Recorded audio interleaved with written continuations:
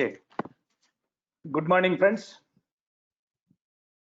So let me summarize what we have done so far. In the first day, we have started with emerging trends in 3D printing, and then introduction to 3D printing. That is the first day we have seen. And second day, introduction to CAD systems, data formats, that is STL and AMF, and then followed by 3D printing design process. So right from the beginning means various interfacing methods to the final G code generation, of course simulation also. So means up to that, that is a soft component of 3D printing, that is pre-processing. So we have completed the pre-processing. Of course you have gone some online practice on Tinkercad, that is online repository, GrabCAD, that is one more online repository, and Tinkercad, that is an open source, a browser based CAD software for simple modeling, and how to convert, how to save it as STL file. So that's what you have practiced. And today onwards, we are going to enter into the 3D printing processes. So means so far we have covered pre-processing. Now it is printing. The printing processes. So let us start with classification of 3D printing processes.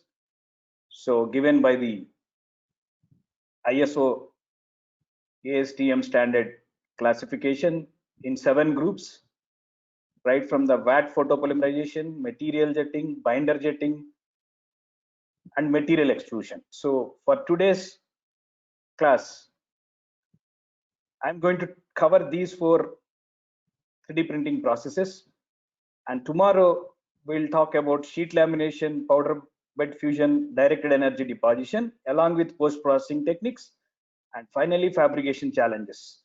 So that is during the 3D printing processes 2 we'll talk. And today our focus will be classification and the 4 types of 3D printing processes. And then quickly we can see the history of this classification of 3D printing or additive manufacturing systems.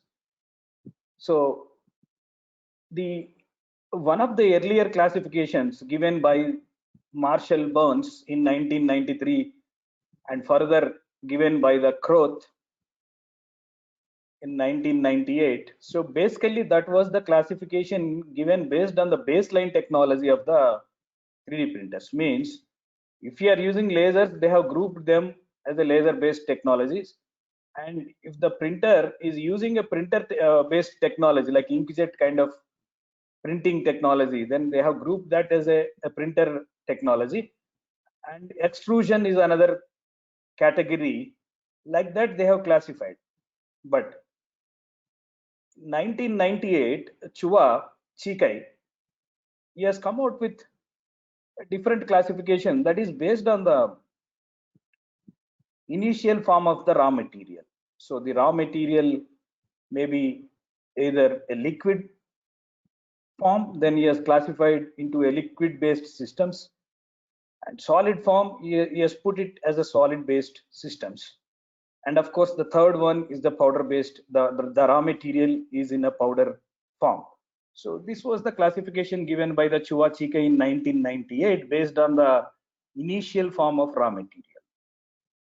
So then DT form in 2010, 2010. So he has added the one more dimension to the previous classification, that is initial form of the raw material, that is a liquid polymer or a discrete particle or a molten material or a solid sheet. Apart from this, he has added one more dimension to the classification. So whether that is a one dimensional channel, means a single laser point or a single nozzle head, and or 2 into 1D channels, means two laser beams or two deposition heads, like that. And then you have, and if you see the evolution of this, the developments, the build speed is increasing. Here one time, this is two time, and it may be 10 times. Why? Because you are taking entire array. So means 1D channel, means you may be using a series of nozzles, not one, not two. It may be 500 or 1000 number of nozzles in series. You will be printing it. So the productivity is improved. And further, you have more faster technologies. So 2D channel means entire layer, one single layer is exposed at a time. So where you can have much faster than the previous technology. So like that. So is there any 3D channel? Maybe very soon we may experience also. We don't know what is going to happen tomorrow, right? It's a rapidly growing technology. So then we may add some 3D channel also very soon. So then ASTM has realized, then different people are giving different classifications. Then why can't it be standardized? So then recently they have standardized, the ISO and ASTM, they have standardized these 3D printing processes into 7 groups. So I am not going to discuss in depth. Anyway, we are having 2 sessions for this. So the basic point which we need to remember, so what kind of material that it's going to be used. Say nowadays, normally the 3D printer can work only a limited material. That too, it may be one material or two materials. Maybe if you take the classification of polymers, metals, ceramics, composites. So among that, so the early systems, it may be supporting only one material. But now if you see, each technology minimum it has a 2 material choices and maximum of 3. So that is the growth of the technology is in that way. So it is not restricted to a single material. Slowly minimum of 2 materials, so each technology is able to support. So if you see directed energy deposition, so you can go with metals and you can go with the ceramics also. Coming to the powder bed system, so you can go with polymers, metals and sand. And coming to the binder jetting, so you can go with the sand, you can go with the metal, you can go with the ceramics. And coming to material extrusion process, so you can go with the polymers, you can go with the food, and you can go with the living cells. And then you can coming to the material jetting process, the material jetting process, either it is a polymer or a wax. But even metal is also recently added. Anyway, we are going to see under material jetting, the metal is also possible, that is under development. So you have the sheet lamination, of course, you have the metal and the organic material like a wood kind of material also can be done with the sheet lamination. And of course, VAT system, earlier it was only polymer. Now you are able to print in ceramics. Somebody was asking in the first session, then how can we print ceramics? Yes, this is your system to print. We'll discuss that. So you can even go with the ceramics with a VAT system like SLA system. So then we'll start with the first technology, that is a VAT photopolymerization process. Of course, this was the earlier, or this was the first technology, one among these 7, developed by Chuck Hull or Charles Hull, and further he started company called 3D Systems. So that was the journey of this VAT photopolymerization process. We started with stereolithography operators called SLA. So the raw material is a plastic. Of course, you have the VAT photopolymerization process, which I have listed here as a 3 processes. One is SLA, another one is DLP, another one is CDLP. But if you notice, the material is same. That is a plastic, that is a liquid in form, and it is a photosensitive material, the photosensitive polymer or the epoxy. This is the epoxy material. So the only difference between these 3 processes, if you closely observe, so what kind of energy you're using it to cure or to polymerize, basically it's work with the polymerization process. So what kind of energy source? So you may say, for example, SLA, you may be using a laser, but in DLP, you are using a light, a projector light to cure your liquid, but here laser. But here you may be using LED technology, and of course, oxygen also will be used here in case of CDLP. So there will be a slight difference between these two. Anyway, we'll see. So you have this journey, SLA journey, or of course the rapid prototyping or 3D printing journey was started with SLA by the 3D systems. Then Formlabs, as we know that 30-year patent got expired from the Chuck Hull, and then Formlabs has started with the desktop in nature, these Formlab printers. So that is very cheap if you compare with 3D systems machines. And of course, once the patent got null and void, so then you can start, anybody can start duplicating, replicating. That's what you have, a Formlab printer, and you have other DWS printers. These are desktop printers. And then under this DLP, you may have a Envision Tech is the one company, and then very popular Carbon 3D and Envision Tech. There is a patent conflict between these two. It's going on. So it is almost similar technology. They're fighting each other. There is a patent issue between these two, but almost it works with the same principle. So then, and if you see, we can put it in the 3 generations of these machines. We can put it in that phase. Then you start, majority of the people, you know about this SLA technology, right? So you have to start with a epoxy polymer resin. So, and then you have a supports also here, which you can see, these are the supports, and this is the model material, and this is the platform. And of course, every time which it needs to undergo some post curing process called UV light should be exposed for all the components. So basically it was, application was the prototyping earlier days, like once the SLA, but nowadays you can use it for the production of polymer parts also.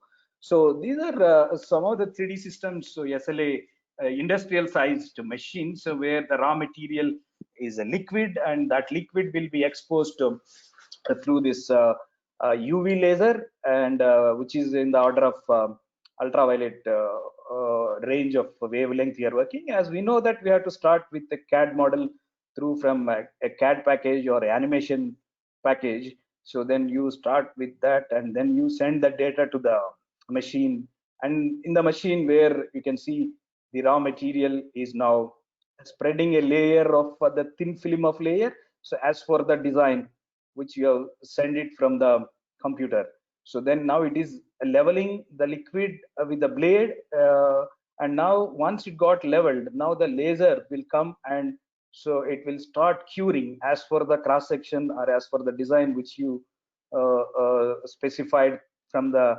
computer to the machine. So as for that, it's going to getting cured or solidified. So because of this the polymerization process, so it is getting cured.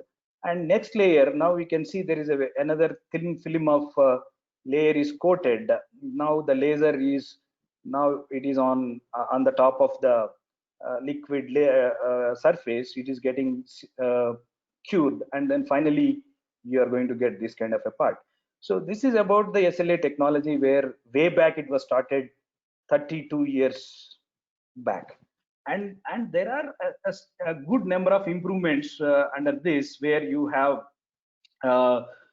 DLP is now a very popular technology, that is digital light processing. So we'll see in this video what could be the difference between DLP, a laser like a SLA, and then LCD.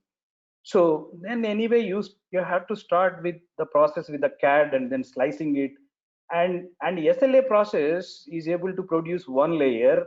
And if you see the DLP or LCD, it can produce 40. So means it's a 40 times faster than the SLA system. So of course, so it will be a kind of improvement as far as the productivity is concerned. It is a 40 times faster, right? So, and this process basically it works with a kind of a light. In case of a DLP, basically it is a light, and SLA it's a laser, and LCD basically it will work as exactly your cell phone how it works. The display of cell phone, it's a liquid crystal display. So similar way. So let us see first the DLP, that is digital light processing printers, which uses the projector, which is similar to the movie theater where we will be projecting the images on the entire layer simultaneously. So you'll be doing that. So then it will getting cured the full layer in a single flash, and your DLP printers is very fast and very reliable, and of course low complexity, and the cost is also very cheap if you compare with laser based systems. The projector, it's something like a projector which you use for your movies or your projection systems. And of course LCD, again it is similar to a smartphone, how a display will be. Instead of a display, you are going to print it on that the screen or the membrane. So you are going to print it so onto that what you call the liquid crystal, instead of displaying it, and then you will be printing it here here with the on top of the screen. So you are printing it as per the cross section. And of course SLA, as you know, that it's going to use UV light. So then UV light will be, as you know, that it's a laser, means it's a point or a pencil kind of representation where it will go point by point, and you may use very low power here. It may be order of micro or a milliwatts of power. It is going to be the minimum laser power among all the AM systems you are going to use is a SLA system, that is in the order of milliwatts. So, and you have other side DED, you may be using a 2 kilowatt or 3 kilowatt. So this is the difference between the SLA, DLP, and of course the LCD, the three kinds of technologies. And then what about the carbon 3D or CDLP, that is continuous digital liquid processing? So there is a slight difference between the earlier DLP and this technology. So it can, of course, nowadays any polymer printers also can produce a end usage parts. This is one example where there is a screw compressor rotor. So it will be directly fitted into the rotor, the compressor rotor. And this is the actual part, means it is not a prototype. So it is going to use for the actual application. So where it is getting fitted here in the AC compressor. So and basically it is a kind of a polymer, a epoxy material, which is a harder what you call the, in terms of grade is concerned. Then you have a build platform, and then you have your light. Of course the light will be the source here, the light engine. Through the light engine you will be projecting the light. So here you got slowly, so it will be lifting you have an oxygen permeable window here that is very small sized. So if you see your what you call, you are going to create a dead zone. So if you see this is the human hair size. This is almost 1/4 of the human hair size. So you are creating a kind of a dead zone, so oxygen permeable dead zone. And then within that a small narrow window, and you will be supplying the resin. So that resin will be you will be continuously supplying, and then it will be lifting which we can see. Basically it's a powder chemistry, right? Say where, so you can see the polymerization process is happening here. So once it got polymerized, so the first step is here, so it is getting polymerized, but it need to cure it. Why? Because it is not 100% solid. Still you can see uncured polymer is there. So in order to cure that as 100%, you want to make it as the solid, then you will be using a kind of a UV, you will be treating it. The post curing will be done. So once you post cure it, so now you can see it is a solid part. So like this, so you have to know use this component. Right now, as I said, this is going to be the compressor screw component. It's the end usage part, and which it got fitted. It is not a prototype, which we can see. So that is for the end usage. So nowadays, these are very powerful, or the properties as far as the previous materials are concerned. Now it got improved, and of course the fast is also, it's very faster. The carbon 3D, even it is faster, 4 times faster than DLP, and of course it may be 100 times faster than SLA. So in that way, it works.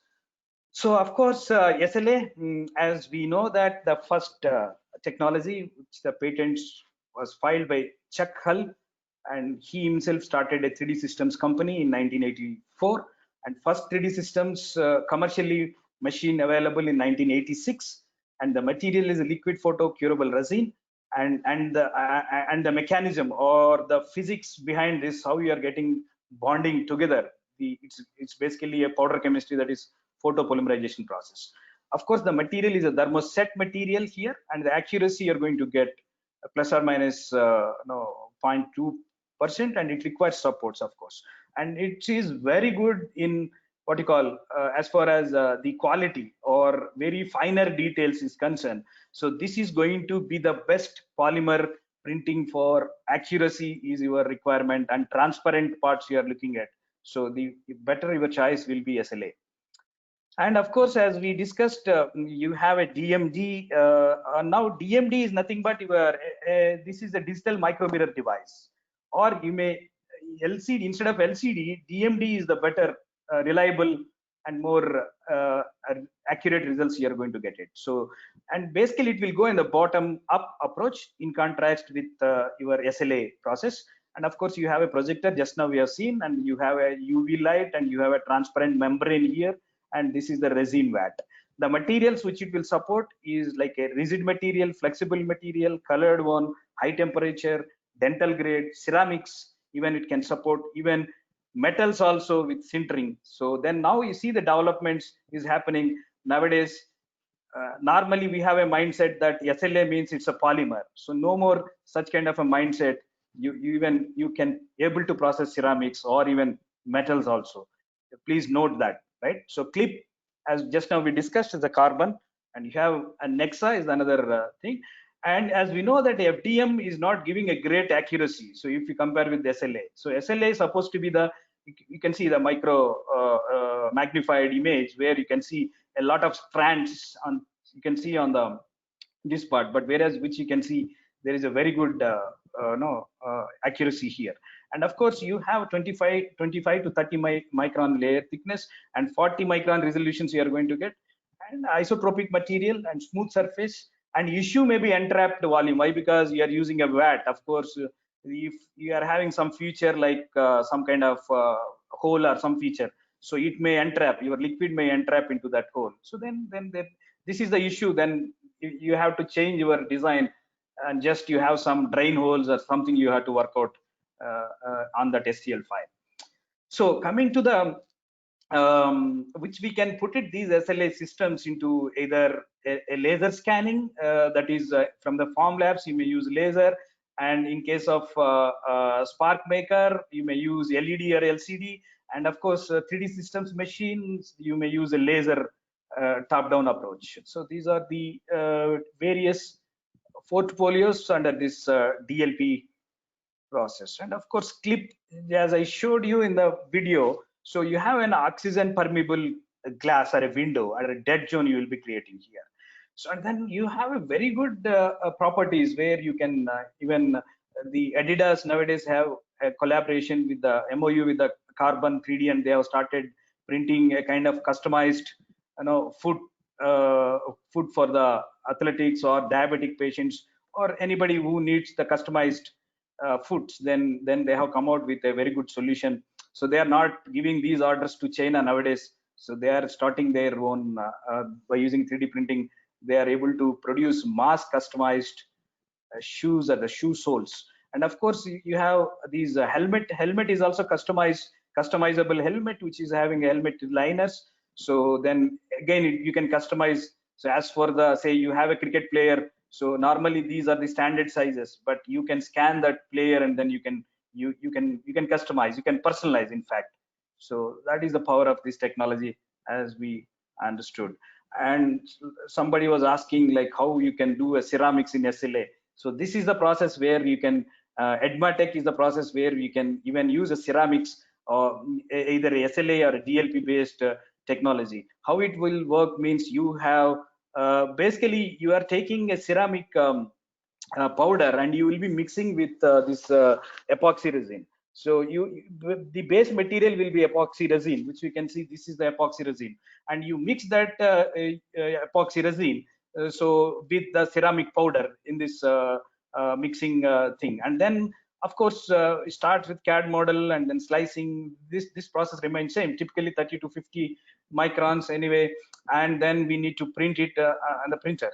So during the printing, so you have a different setup here, not like it is a slurry basically, right? You have a powder, it's a ceramic powder is mixed with the it made like a slurry. This slurry will be supplying here, and there will be a binder coated film. So then you will be using, of course you may be using here, if it is a DLP, and you may use a projector, and if it is a SLA system, you can use a laser also as well. So here this is the DLP process, and as we know that we have added the binder, so then we need to debind it. So but next step will be the debinding. So you have added that binder, the plastic binder, then we need to debind it in this debinding process. And once you debind it, now you have a vacanted portion of your polymer, right? Then further it should be sintered, otherwise you cannot get good properties, the mechanical properties. Then we need to sinter it in a furnace. So then you can add you can add the shrinkage elements. Normally it may be 30% or depends on the geometry. So you can give that shrinkage elements in your CAD model, and then you do the sintering, and then you have a final ceramic component. So like that it will work. Nowadays ceramics is also possible with the SLA. Okay, so then these are some of the ceramic printed parts through this EDMA Flex machine. And of course you have which you can see, this is the before sintering, this is unsintered one, and this is after sintering, where you can see the enhancements. And then once you this one, and then this is basically you are using a bronze. Basically this is a ceramic what you call a shell. This ceramic shell will be used to casting the bronze material. So then cast the bronze material. So in that way you can make these ceramic shells also, so through this SLA or DLP ceramic process. And of course you have another lithography kind of based, almost similar to the previous one which you have discussed. So then you have to have a photo curable slurry, means basically it consists of epoxy resin plus your ceramic powder, and then DMP light exposed and debinding, just now we have seen, and sintering. So then you can go with the aluminum oxide, you can go with the zirconium oxide, you can go with the silicon nitride, hydroxyapatite, tricalcium phosphate, silica based ceramics. So it will support these kind of materials. So these are some of the ceramic static mixers on application. And as we know that ceramic material is the boon for the dentist, right? So it is almost mimicking your a teeth or a bone. So then this is a bone augmented ceramic part, and these are some of the dental restorations. This is zirconia crowns, and these are the calcium phosphate and hydroxyapatite. So basically we can use it for very good for the dental applications, these kind of ceramics. And then we will move on to the next kind of process called material jetting. So as we know that material jetting, you have a good developments under this material jetting. Then people may think that material jetting can print only the polymers or wax. Yes, you are correct. That is 10 years ago, but now you can print metals also through material jetting. So that is the latest advancements in this. So but anyway, either it is a plastic or a metal or a wax. So then of course you may use the appropriate the light energy. So it is a, say, epoxy resin. Plastic is basically the epoxy resin, and of course you may use a UV laser that is compatible with this one, and then use a UV curable light to process the plastic epoxy resin. That is from Stratasys. Basically, it is a object. Now it is Stratasys has acquired, and of course 3D Systems also, they got the material jetting process. And then I will come to this later. And then you have other well-known SolidScape wax-based system. That is where we can print wax patterns for injection, for what you call the investment casting application for dentistry or for the jewelry or for the aerospace. Normally you go with the investment casting, so you can make the wax patterns, that is from the drop on demand. That is basically, it is a combination of what you call it's hybrid process. So you may use some end mill cutter also to cut the wax to get more, that's what is called mill to form.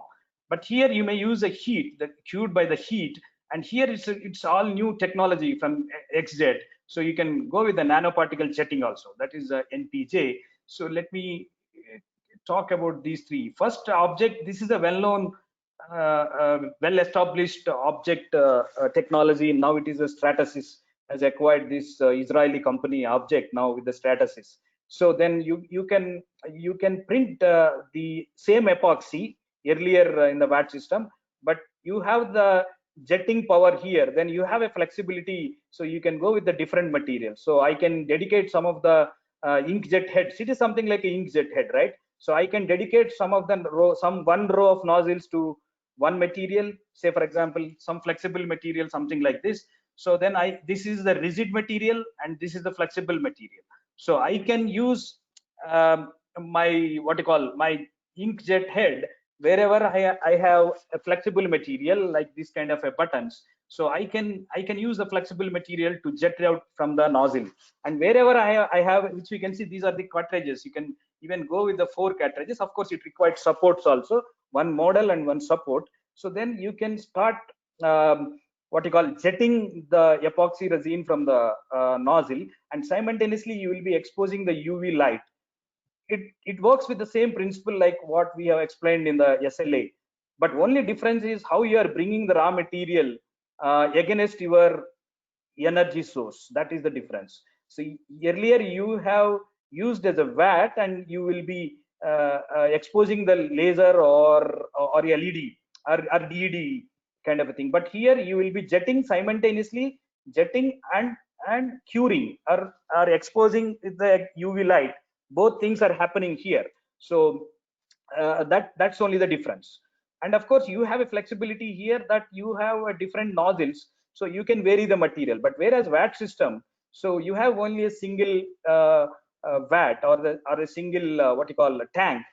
You cannot vary. You don't have a flexibility to vary the material in case of a VAT system. But you have a flexibility here. You can vary the material say, which we can see, this is the model material with flexible and rigid, and support material is something like a wax kind of material. So just we can remove that support material. First you unload the parts from the platform. So once you unload that, then you clean the tray ready for the next build, and now you take out that parts, and now further there will be a support. Then use some water jetting kind of post-processing method to remove the supports fully. So then you take this parts. So once you clean it and the tray is ready for the next build, now you take it to the water jetting station. So just you water jet, then you can remove that supports using this water jet post-processing station. So once you have done this, so your job is ready. But it doesn't require any post-processing, which it is needed for the VAT system. That is another advantage which you are going to get. So here, once you get this part, okay, then your job is done. Here you have 2 things, but it's not assembled one. You have the buttons as well as the body. It got printed in a single go, right? So you can print different mechanical properties. Means you have a flexible material, it behaves differently mechanically, and you have a rigid material, so it will behave differently mechanically. It will behave differently, right? So you can print, you can get different properties with the same part. So where you can blend wherever you have some mechanical property this much, and wherever you have other property there, So then accordingly you can model and you can print. So that is the beauty of this technology, right? And coming to the XJet, so XJet is metal printing through ink material jetting process. So which we can see these are the metal printed parts. So through this, but you may not get very good accuracy, but after post processing you can get it. These are the nanoparticle metal. The challenge here is then how to get it as a nano-sized metal particles. So that is the challenge. And then they are having some liquid proprietary kind of, but this is under development. It is not.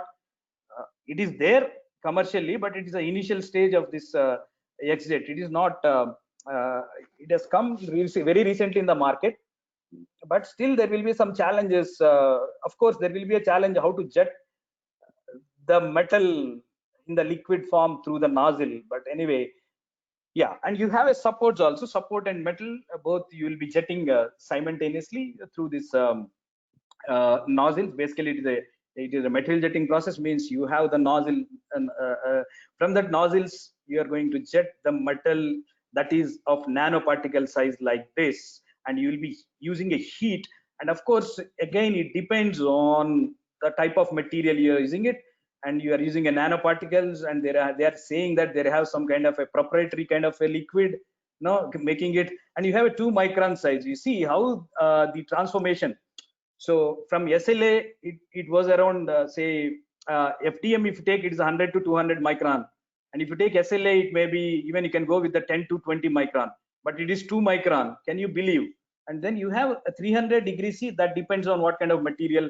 So if it is high temperature Li, then you have to go with 800 or 900, or sometimes it may be 1000 degrees C also. So this is what, how we can see the size of the components which you have printed here. So this is the development. So even material jetting is also can able to print in metal. So whatever you have in your mind that saying that the material jetting or SLA can print only polymers, so kindly remove that one from your mind. So you have a lot of developments. And of course SolidScape is a bit older technology. Under this, this is basically a wax based system. So the wax will be taken through this, where you can see these are the some, you have a heated line. So basically wax will be the raw material here, and you have a model and as well as a support. The support one is this one, and the model. So you can load the both model and support wax material, and then you start as for the CAD design. So you can start printing this wax material through this nozzles. So just you jet that wax through that, and of course you may use some heater. And here you have there's a hybrid process, which you can see there is a milling cutter. Right now it's doing milling. So then some layers it will be depositing, and then it will be precisely milled. Why you need precise? Normally this is for jewelry applications, and this is for dentistry. Jewelry application, you know, very precise components or very precise designs we need.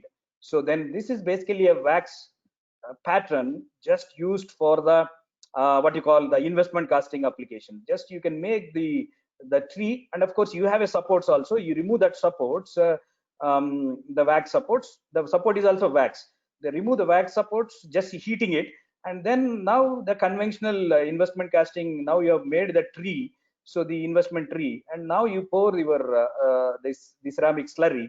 So then once you then you can pour now with your actual molten metal, maybe gold. So in this case it may be a ring, a gold ring. So then your ring is ready in a gold or any material which you can cast it right from the investment casting. Basically you made some wax pattern here. So this is about the material jetting system. And of course coming to the applications, you have a polyjet. Now it's a stratasys. You have a UV curable polymer resins. You have very good detailing. You have different colors, different materials, right? And you can beautifully you can print it. Maybe you have a very good pixels, or it will even support high colored resolutions. Even you have the 3D systems MJP. Under this, of course, the Stratasys is another player, and 3D systems is the MJP is the technology, the counterpart for this Stratasys technology. And just now we have seen the XJet, and of course I didn't touch this. You have another very beautiful technology, the aerosol aerosol kind of a jet printing. This is exclusively for electronics, for antennas, smartphones. This is from Optomac. So this is a lot of developments is happening under this. So XJet, just now we have discussed if you compare with this metal printing in contrast with the powder bed, you have a lot of there is no powder at all here. You are working with only the liquid metal, or the nanoparticle sized metal, bringing it in a liquid form. But so then it may be higher speed and smooth surface finish and extremely low shrinkage, and it may be even 8 times faster than metal injection molding process. So that is another advantage which you compare with the conventional metal injection molding process. You have isotropic uniformity and 99.9% dense. So you have, of course, the 500 degrees C depends on what kind of a material you are jetting it. So of course, similarly, like metal, you can even jet the ceramics also. These are some of the ceramic jetted parts. And of course, you have other technology, WADER. So the WADER is another technology where they may be using a electromagnetic pulses. So you have this aluminum wire or the spool, it will come and you will be melting it. And you have a very fine nozzle, and it may be coming in a droplet. So you will be melting this aluminum and you will be bringing it through this very nano-sized or micro-sized nozzle, and it will be depositing here the droplets. If you see these droplets, it may be 1,000 droplets per second. So even you can go with the aluminum, you can go with the titanium. Of course, the melting temperature will vary. The aluminum, titanium, iron or chromium, copper. So you have a lot of developments is happening under this. And of course, you have a Joule printing. It's almost similar to the previous one. So almost similar. You have the Joule printing that it's very faster rather than. So it resembles like your DED process. But basically, as you know that what you call your DED or your welding. So it's almost looks like a welding. But previously also your aluminum got melted and it is coming. Right. So here you can see the titanium. You are able to do the titanium. So that to 2 kg per hour. So that is the speed. So normally DED systems are not this much speed. It's very slow, right? So the DED systems are very slow. If you compare with the TIG or MIG welding, so it is very slow. But here it may be you have here is a material jetting, but not the directed energy deposition, where in case of DED systems. But which we have a lot of developments is happening under this. So one has to note, but don't think that 3D printing is just only printing plastic parts like a PLA or ABS. You just have a look of these developments, right?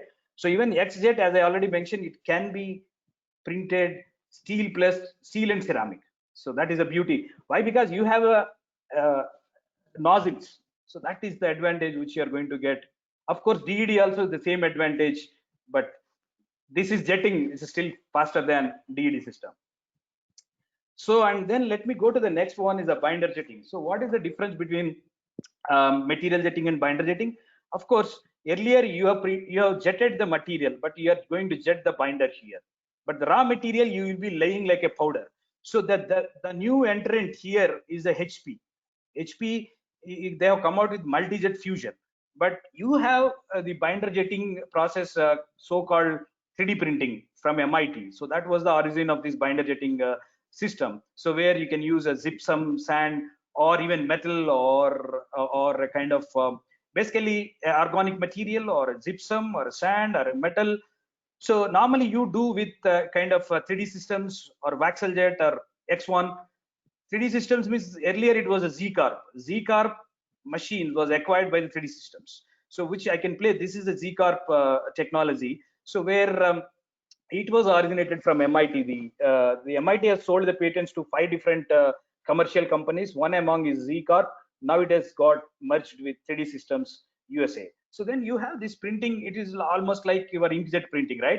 So the raw material is a powder form, and you will be laying like a layer, and then the binder will be jetting through these inkjet printers. So you jet the binder, and then you get the basically it's a binder, so it will get the bonding between the powder particles. So you may get only the green part or the less strength part, but further we need to do some post processing to in order to improve the mechanical properties and further the other properties. Then we need to do the kind of a sintering or a kind of Z-bind. They are having some kind of post-processing solutions to improve the properties of the parts. So this is what Z-Corp or now it is 3D Systems binder jetting process. You have to remove this powder, the loose powder, and they have a Z-bond kind of coating. Why? Because otherwise it is like a green part, like it's not more strength it consists of. Why? Because there is no phase change is happened here in this process. So just by using the binder you are able to join the powder particles. So then you may use some wax coating also like this, and depends if it is a ceramic or a metal, then you have to go with the post processing sintering process we need to do. But simply it is a polymer and depends only for the application of conceptual testing or just for the visualization, altogether a different story. And you have X1 sand printing. So nowadays the X1, so they are able to print the sand cores, right? So the sand core, the raw material is taken in the form of a sand. So then that sand will be laid like a bed, and then your binder will be the binder will be jetting from this. And once you made that sand core and use that sand core, this is a very big size. Like you can make a 6-cylinder engine of an automobile. So it is very fast, like which you can have thousands of nozzles. So then once you have that the core and the mold, and now you pour the what you call the casting. So use the sand casting technique. So then you can make this metal parts, right? So this is the sand cores which you made from this big size sand cores from the binder jetting system. And even you can have a different structures in it. Then you can it's highly complexity. Normally in a conventionally it may not be possible to do.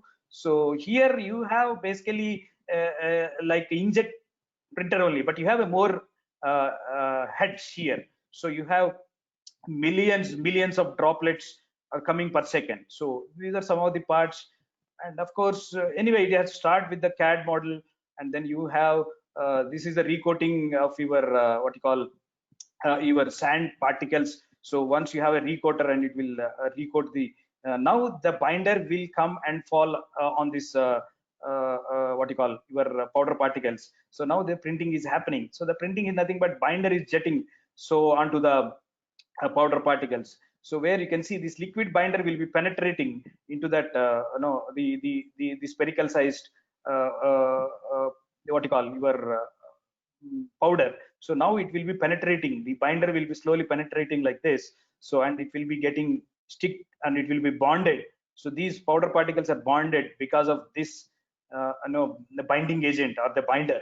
So then it is getting sticked. So now your job is lowered, and then you can take out once it got printed, and just you can then you go with the post processing, and then you can even use a lot of applications where you can make these parts. So then you have started with a kind of a sand or metal or ceramic, anything is possible. You bring that into a powder form, either a sand or a ceramic or a metal even. So you can it will support any three of these. And of course you have X1 metal, X1 and this both are same. I don't have a time to play, but instead of the sand you have a metal. But coming to the HP is a new entrant in this 3D printing business, though they are pioneers in 2D, but they have entered very delayedly. But they're doing a promising job under this space. Um, but again, it is a polymer printing; it's not a metal printing. So you have the powder particles. Normally, it's a polymer only. So you have this the polymer powder. So will be laid in the bed, and you have a fusing agent or binding agent, and you have one more is a detailing agent.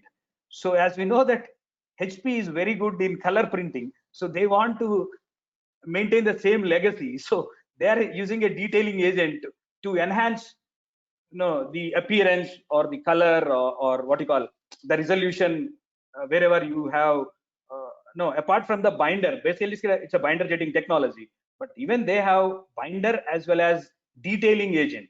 So that is the power of HP, as we know that. So they are very good in color printing. So they have come out with that innovation that is called multi-jet fusion. For this works for the polymers. So anyway, as I already given some introduction, MIT has developed this in 1997, Z-Corp machine, and this was the start. Now it is with the 3D systems. Now it's no more Z-Corp. And as I already said, this is X1 machine. We have seen some video also. You have sand or steel or a bronze or tungsten or glass or tungsten copper. Even it's a composite also possible. And even we have seen the video like how your binder jetting like Waxel jet or a HP, how it works. So the same principle, it's a binder jetting process where you start with the raw material in the spherical powder and inkjet and IR light, and of course you have a sintered polymer. So this is what it's going to happen, this kind of a binder jetting for these applications. And of course you have some ceramics too, we can print it. So but wherever there is ceramic, then you have to come out with debinding and sintering. So it should be right. So as we know that the property of the ceramics are totally no different than the metal or a polymer. So then you it's possible. So binder jetting ceramics is also possible.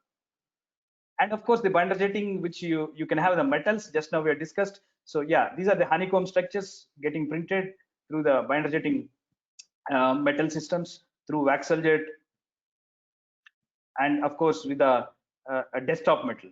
So there is a one more player coming in this is desktop metal. There is a one company apart from the Waxel jet and apart from your X1, and there is a desktop metal. There's a one more company. The same, it works with the same principle. And let me come to the last the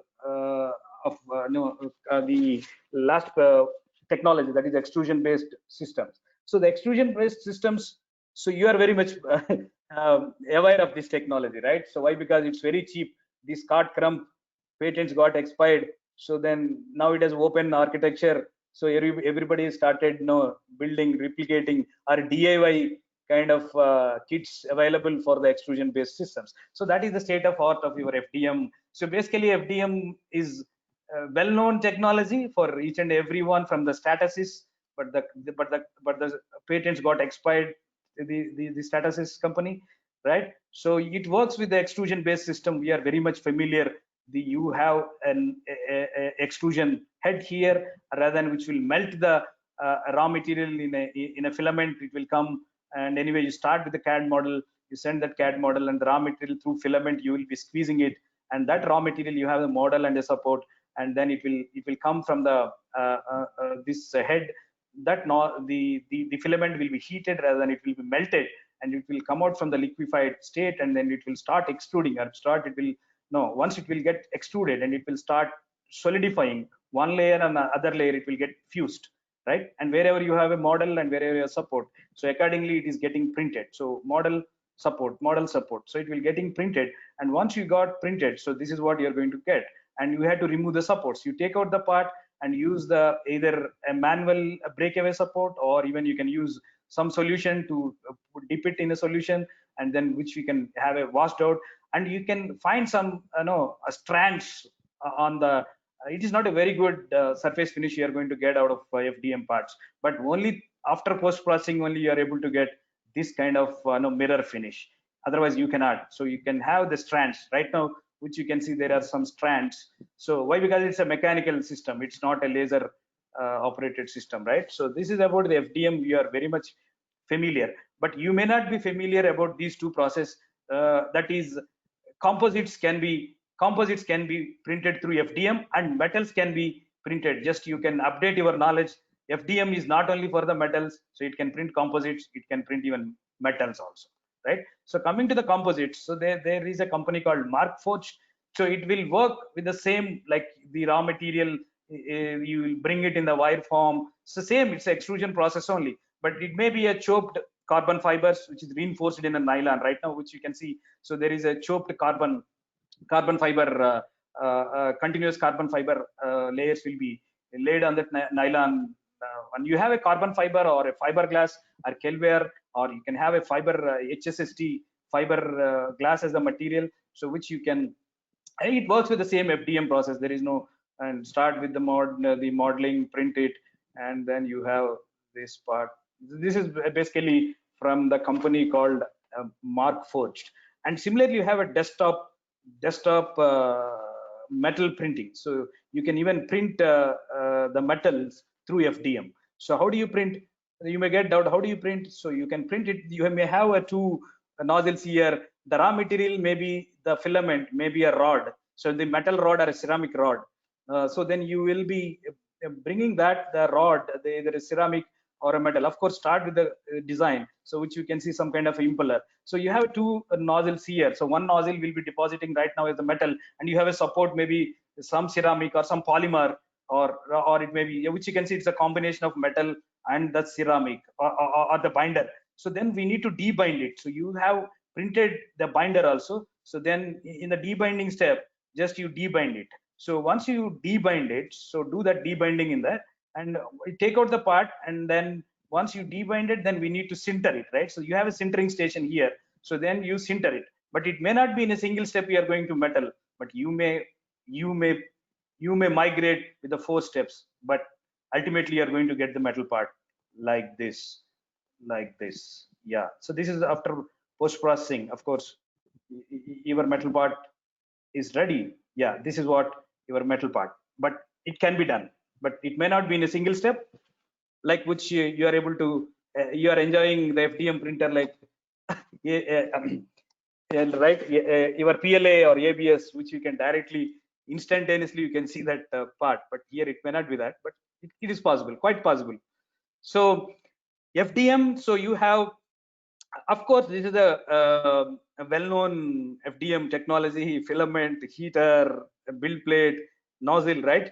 So then you have the PLA, maybe 1.75 or 3 mm, so whatnot, right? So you have a lot of filaments of 2 filaments of specification. Either it can be basically it's a thermoplastic, right? Either it's a PLA, ABS, PI, PEI, PC, or it can be a metal. Just now we have seen as a metal, ceramic, or a fiber filler from the Mark IV. Just now we have seen, and these are the FDM heads, of course, and these are some of the parts printed. This is a part printed through Stratasys, and this is the part printed in one of the Ultimaker, or this is a desktop printer.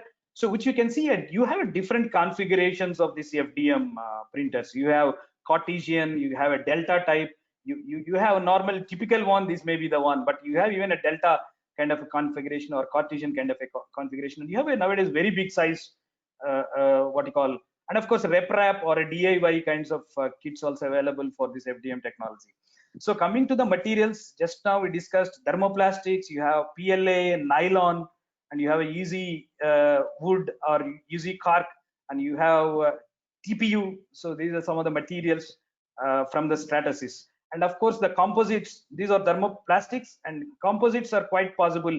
Even Stratasys is also trying with nylon 12 CF, and Markforged in the previous video also we have seen. And of course desktop metal, so which you have the raw material is the metal rod. This is the kind of a thing where you can, and then this is the part, this is the raw material in the metal rod, and this is the metal part, that is 316L steel. And of course same can be done with the ceramic. So this is the ceramic one. And of course it requires metal or ceramic, definitely it requires a debinding and sintering. It's not direct step we are going to get it. And of course you have a which we have elaborately discussed in the previous session, like how the supports can be generated. And anyway, we are going to have a hands-on on this Cura software today. So how to minimize the supports, or when we can require the supports. We are going to work today on the exercise of the Cura open source software. So I am not going to touch up this anyway. I may be coming to an end of my presentation. So you may be having a soluble support, though. You can have ABS, hydrophil, or you have, of course, you have hydrophil water solutions also. So it is quite possible with this kind of FDM technology. And of course, you can have a direct writing of a clay paste also through FDM based clay. It's something like a pottery, right? So the pottery is a manually you do, but you have a kind of robotically, artistical.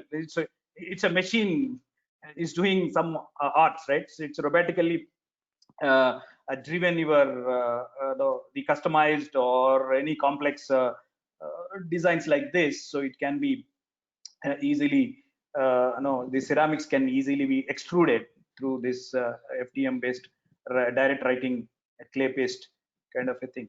And of course, you have FDM ceramics too. The FDM, but ceramics should be followed by sintering process, and these some of the parts contains 80% weight of the ceramic, and of course, which we need to do some kind of tweaking or some kind of compensation kind of a thing. Anyway, oxide ceramic filaments, like you have alumina, zirconia. So it's in filament form only. So you can have alumina, zirconia.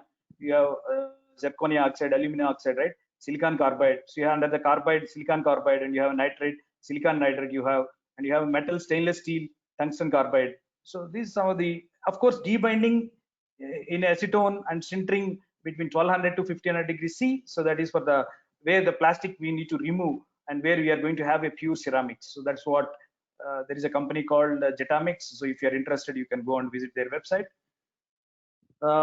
Yeah, of course, the fiber layering or a kind of a combing, like say you have a carbon ceramic fiber reinforcement. So it is quite possible.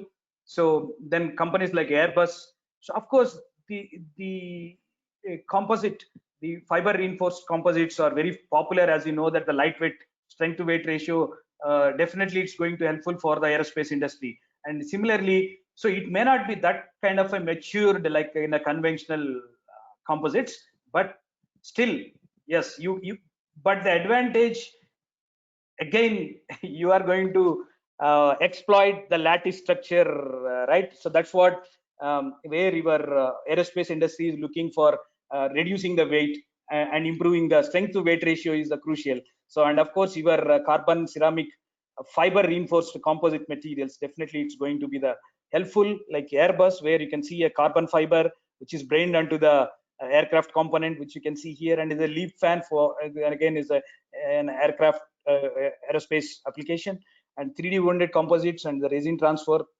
mold process. And of course, Markforged is the one company which you have discussed previously also. High strength brakes, levers, these are the things where you can see these are 3D composite FDM printed embedding into the continuous fiber laser. So fiber, this one composites. So this is what where there are huge developments.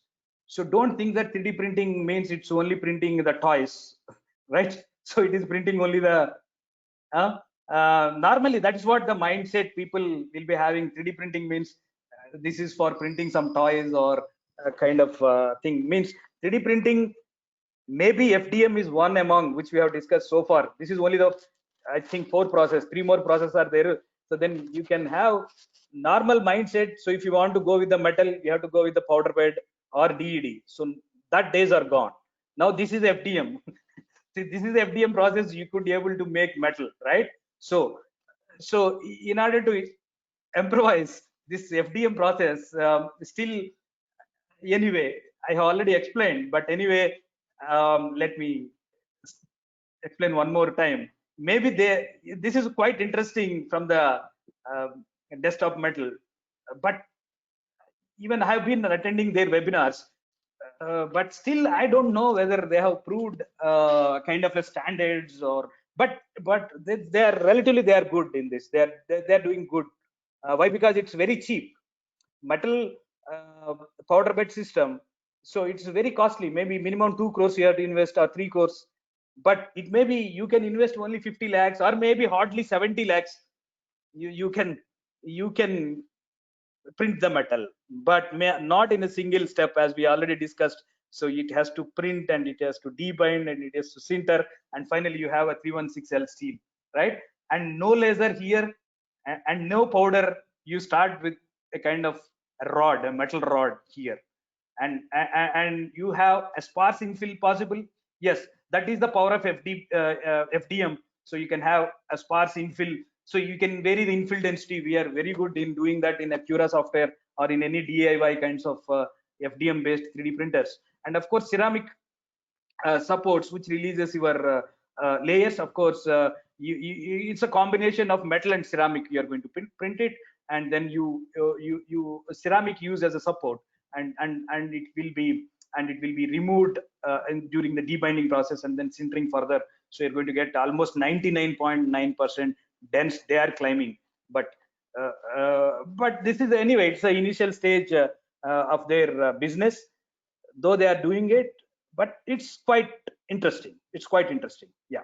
And it's safe for the office environment, uh, like normally FDM systems, it's known for office nature, right? So it's just, we can have like how we are keeping the laser printer or a desktop printer, and like that we can have a printer or debinder and the furnace too. So in an office environment, so which you can see, this is a quite impressive figures. It's if you compare with the uh, with the powder bed systems, it's very cheap.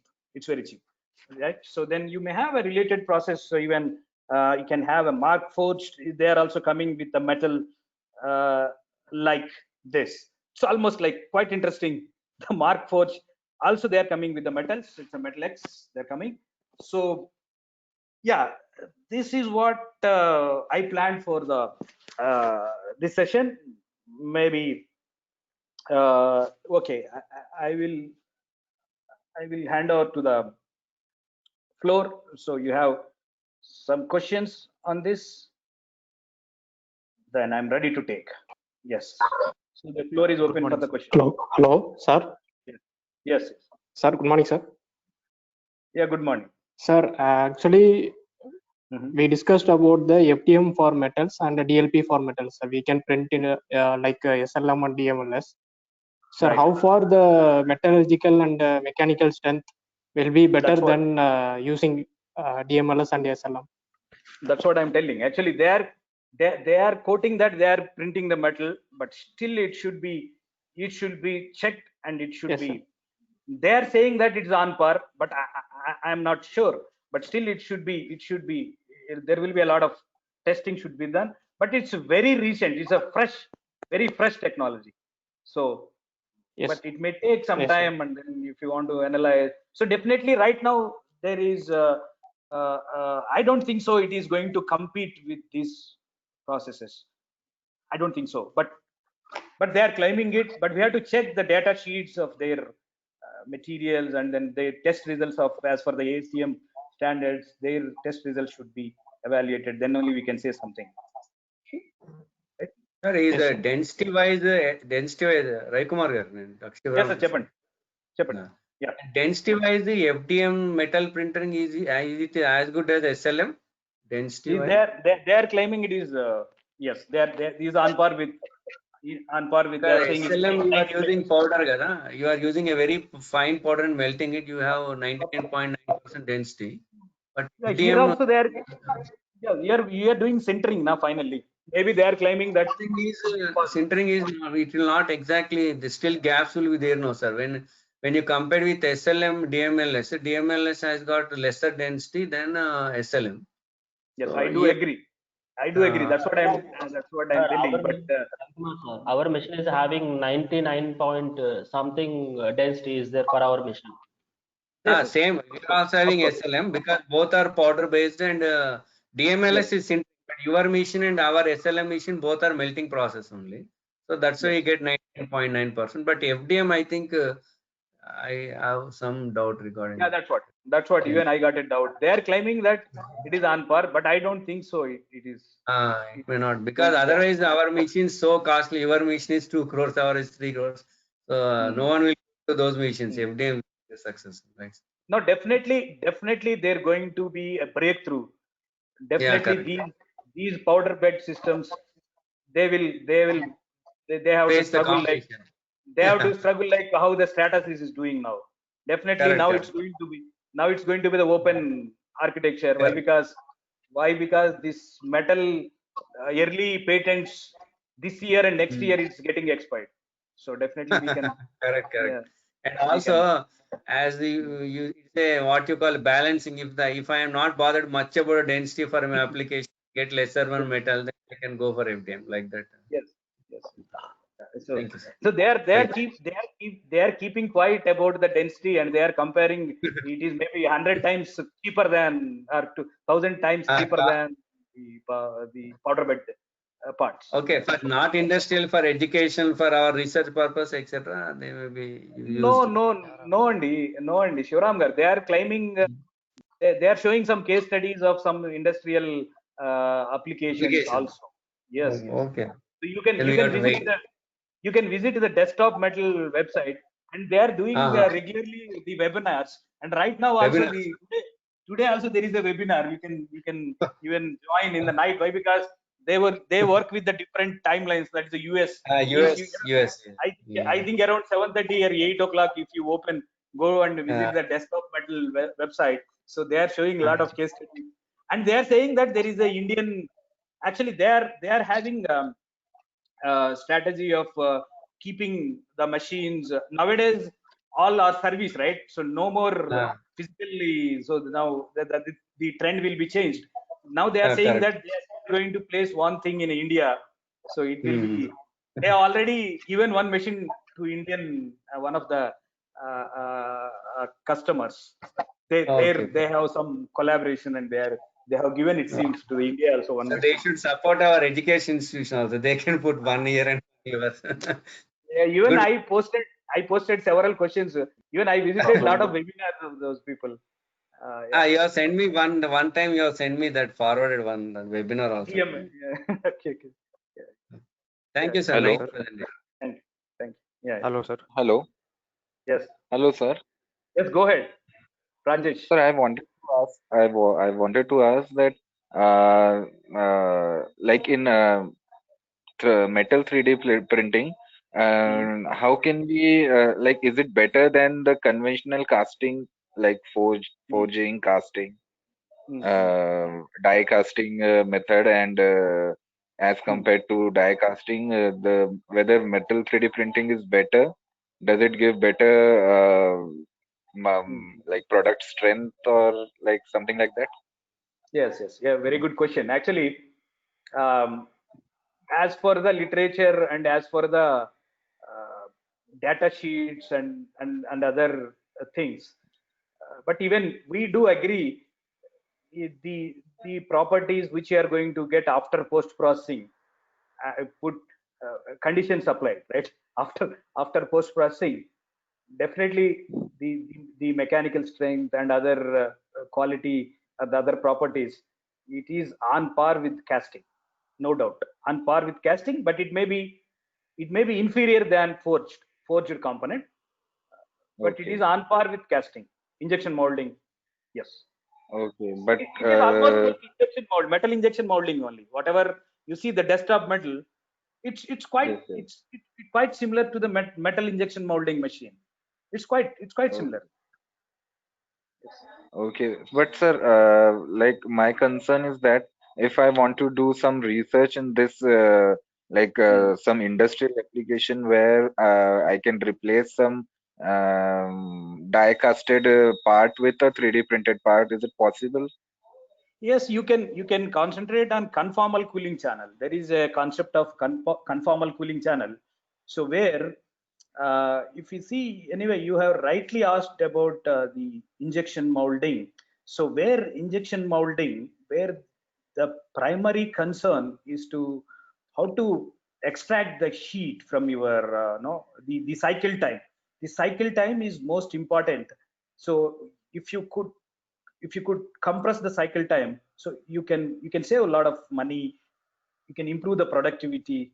So how do you do that? Is there any way to do that? One is, of course, is a cooling channels. So normally you do machine, or you do drill, or you do mill the cooling channels, that is in a straight fashion. So the what it will do, so the coolant will come your inlet, and it will take the heat, but it is going in a straight line fashion.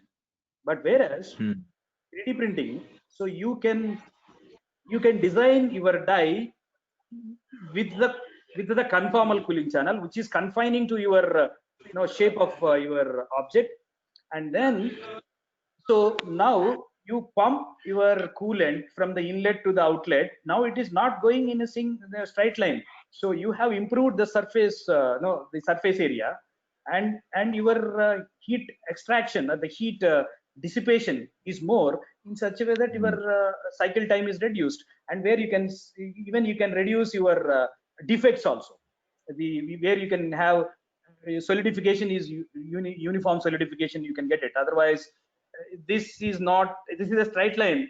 So somewhere it is not uniform. If it is a straight conformal cooling channel, normally they do in a conventional way of doing it. But you take this problem. In one of my PhD scholar, he has submitted his thesis in this direction only.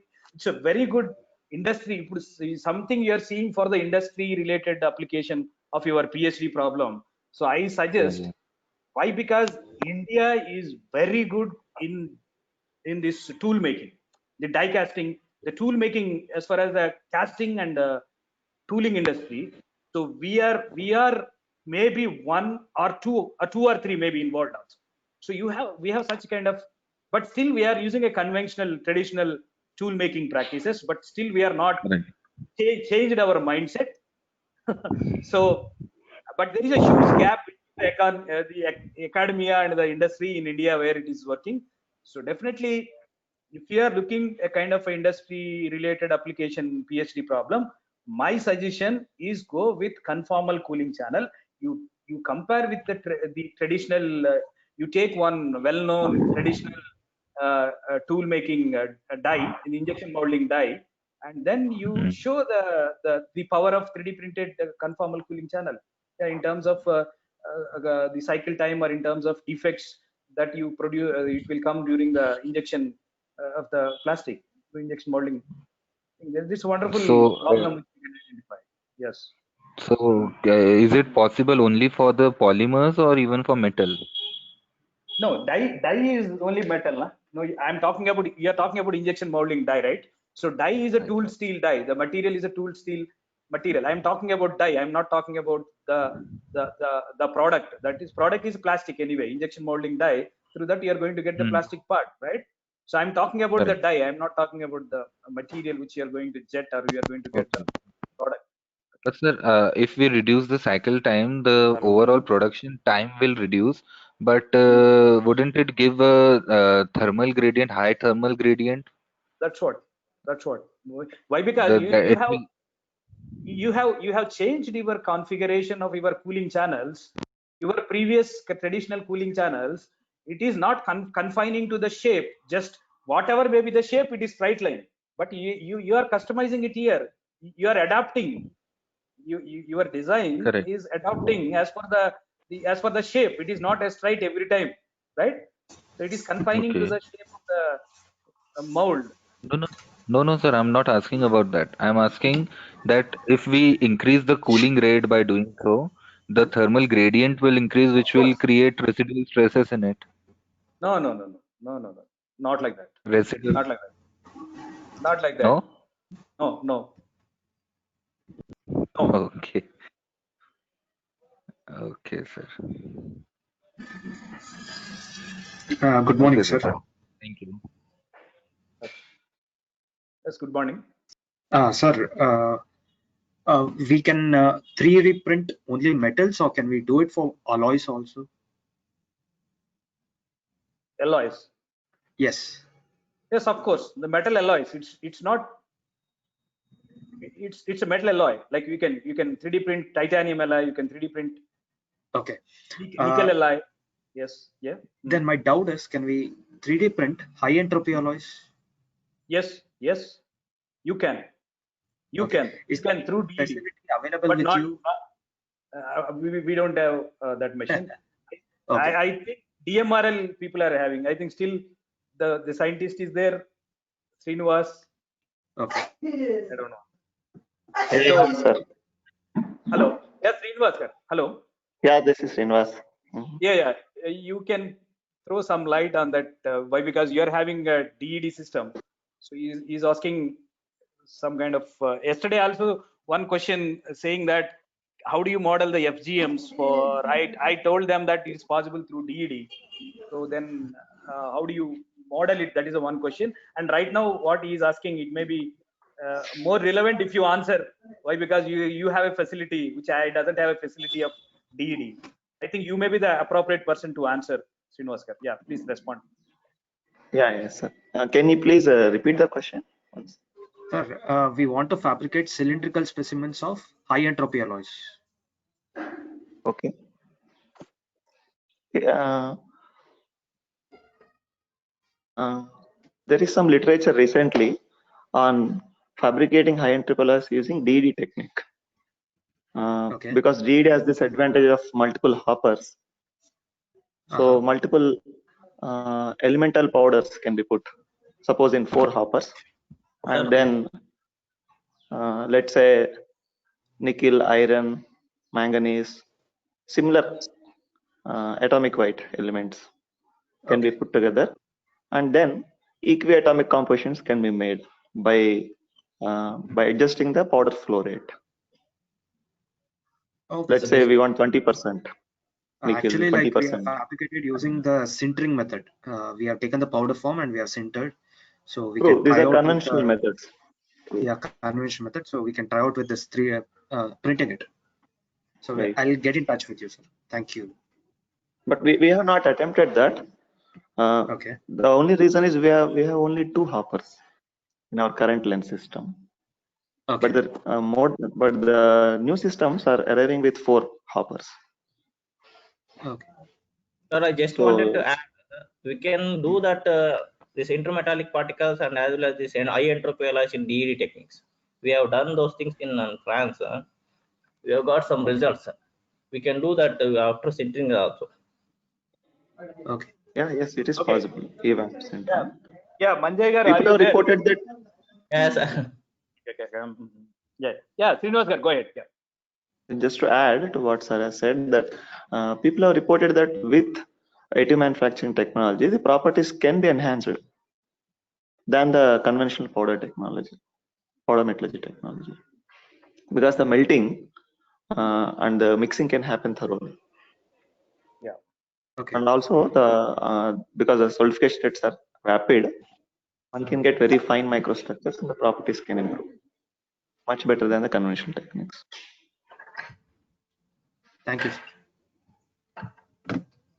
So Srinivas garu, modeling part, can you put some light on the modeling of the FGMs? So Okay. how it can be done? Is there any software to do that? Sir, Yeah. Sir, I Someone have is a doubt. asking some question. I have a doubt, sir. No, okay, no, 1 I'll minute. wait. No, you wait. So yesterday somebody was asking about the FGM modeling. Can you, who is that? Hello? But anyway, I will explain. Srinivas garu, his question was, so then he asked me how do you do is it possible the FGMs? So I said like FGMs are quite possible with the DED. So then his question was, how do you model? Do you have any software to model the FGMs? So that was the question he has raised. Yeah.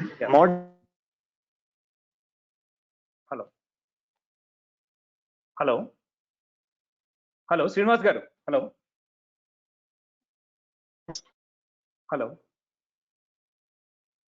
Hello. Is my voice audible now? Now it's okay, sir. Yeah, now. Yeah, sorry, I got a call and I got cut. Okay.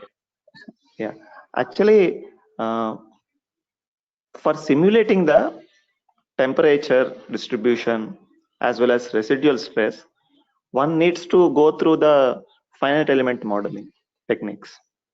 Okay. As of now, I don't think any softwares in the market have mastered FGM modeling and simulation. Even though ANSYS claims it, we have actually inquired with the ANSYS software guys last year. They said that still it is under development, though they claim that they have a DED software with them. They are more concentrating on PBF technology in their ANSYS one. So I'm not sure right now what is the status. Okay, but yeah.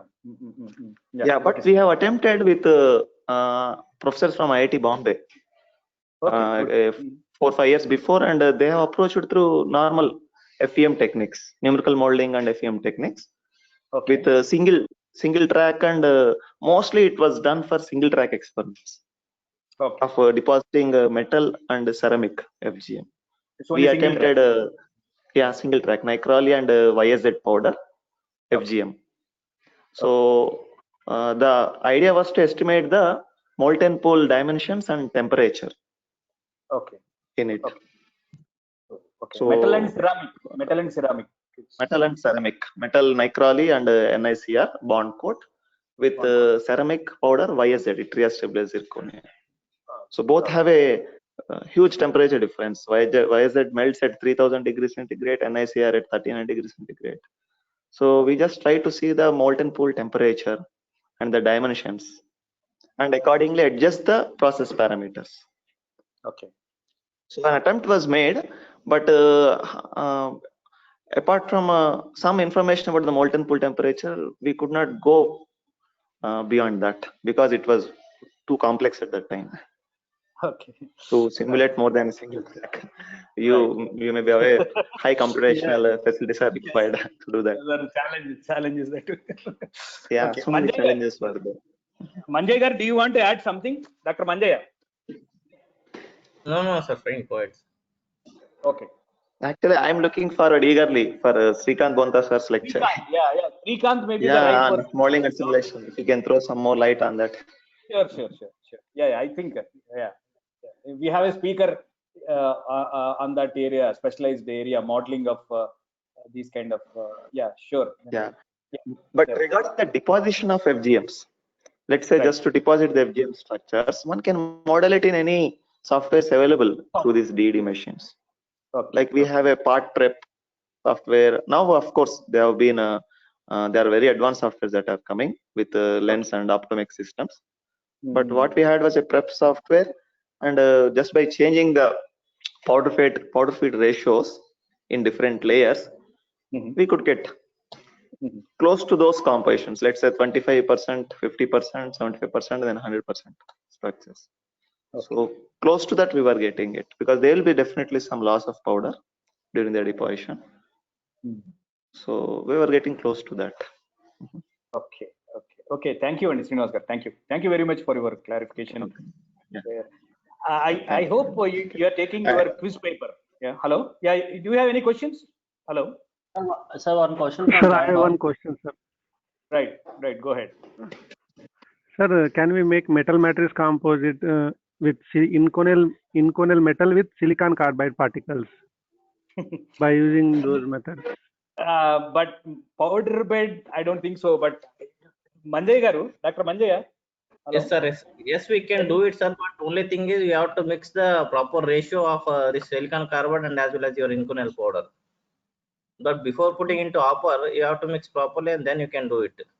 But that is through DED, you are saying, or VIRAG? With the SLM, sir. Powder bed also we can do it. I collect a lot on that. Okay. Lot of SLM DED we can do it. But the challenge is how to mix. Yeah. Okay. Yes, I hope. Yes, sir. Thank you, sir.